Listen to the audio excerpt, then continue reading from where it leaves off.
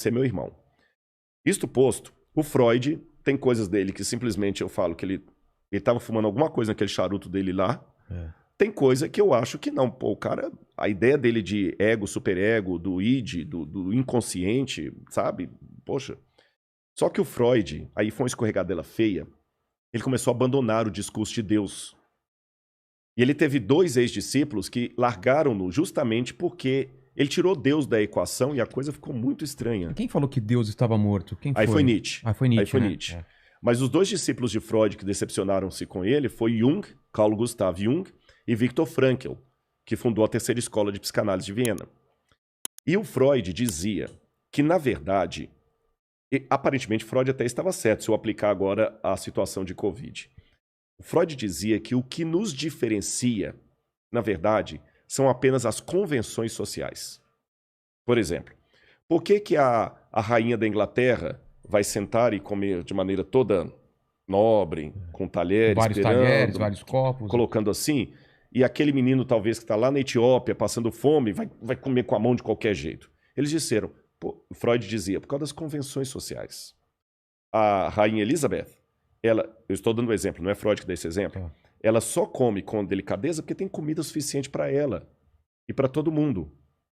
Agora, tire daqueles que estão comendo com delicadeza, especialmente a segurança de vida e o afeto, a única coisa que vai sobrar no ser humano é o lado animal dele. Aí Freud foi bem darwinista. Total. Na época até namorou um pouquinho com o darwinismo social, que é uma digressão do darwinismo original. O darwinismo social é aquele que acha que realmente é a lei do mais forte, eu vou te matar porque eu... Ou seja, segundo a teoria de Freud, eu não estou atacando essas jujubas aqui, porque eu sei que se eu quiser comer a jujuba, eu como, e tem pra mim, tem pra você e tem pra todo mundo que tá aqui. Agora, coloque-nos numa situação de crise Só e tem fome. essa jujuba. Cara, eu vou virar um Jason aqui, vou te matar e você vai virar um Fred Krueger e vai tentar me matar pela jujuba. Sai fora a educação, o primeiro você. Aí o Viktor Frankl, os 3 eram judeus. Freud era judeu, Jung era judeu, Viktor Frankl era judeu. O Viktor Frankl foi apanhado pelos nazistas e foi para 2 campos de concentração, Dachau e Auschwitz. E o Viktor Frankl sofreu muito. A esposa dele foi morta, ele estava casado com ela há menos de 6 meses, foi morta em Auschwitz. A mãe dele, o pai, a irmã dele sobreviveu, mas ele pensou que ela tinha morrido também. E o Viktor Frankl, quando ele esteve em Auschwitz, ele viu a miséria total. Só que quando ele saiu de Auschwitz, ele criou a terceira escola de psicanálise de Viena com a logoterapia. E o Viktor Frankl fez uma crítica ao pensamento do seu mestre Freud. Ele falou assim, olha, o meu professor Sigmund Freud, felizmente, saiu da Europa antes de ser apanhado pelos nazistas. Só que eu vi na prática o que Freud teorizou sentado nas poltronas vitorianas da sociedade austríaca. Por quê? Ele imaginou que, falando agora, eu estou parafraseando, Rodrigo, que não havendo balas para todo mundo, eu vou te matar pelas jujubas. Exato. E você vai tentar me matar. No campo de concentração, eu vi na prática o que Freud imaginou que seria. Porque os alemães tiraram tudo de nós judeus. Eles nos matavam a troco de nada. Viktor Frankl diz que, até isso virou cena de um dos filmes de cinema, que tinha um chefe, a nazista, que ele ficava ensinando o menino dele, tiro ao alvo. Com judeu? Com judeu. Você está trabalhando assim, daqui a pouco, pá! Cai uma pessoa morta do seu lado, você continua trabalhando, você pode ser o próximo. Então ele viu ali, eles nos tiraram tudo. Tudo. O que Freud falou que iriam tirar, tiraram. O eros, que é a necessidade de afeto, e o thanatos, que é a necessidade de sobrevivência. Alguns colegas judeus cumpriram exatamente o que a teoria de Freud havia previsto.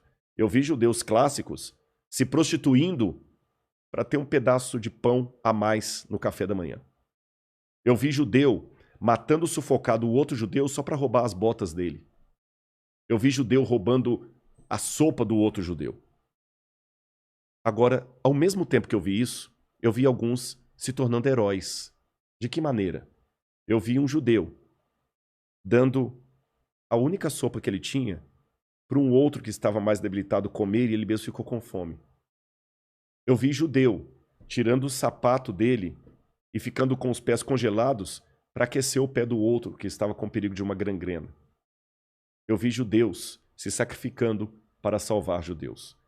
Então, pela experiência prática de Auschwitz, eu aprendi que, diferente do que Freud teorizou, as crises não são aquilo que nos iguala, querendo roubar a jujuba. As crises são exatamente aquilo que nos diferencia. Porque no momento da crise, alguns se tornam santos e outros se tornam porcos. Cara, que fantástico isso. Então, e é verdade, a gente esse momento de crise que nós estamos vendo, exatamente a pandemia, loucura de política, que agora... Político roubando oxigênio. Roubando oxigênio e tudo mais, as pessoas se matando por causa de posição partidária e política, cheia roubando o lugar da coisa fila de tudo e vacinação. tal. Esse é um momento caótico. Mas não quero ser necessariamente pessimista, nem ingenuamente otimista, mas de maneira fria e racionalista. Eu diria para você, que bom. É nesse momento que talvez nós vamos ter uma divisória d'águas na humanidade, produzindo novos heróis. E, citando, parafraseando o Viktor Frankl, alguns de nós se tornarão santos, outros se tornarão porcos. Não posso julgar quem é quem, eu tenho que preocupar que tipo de personagem eu me tornarei diante da crise. Você falou em teologia, você é teólogo, arqueólogo e filósofo.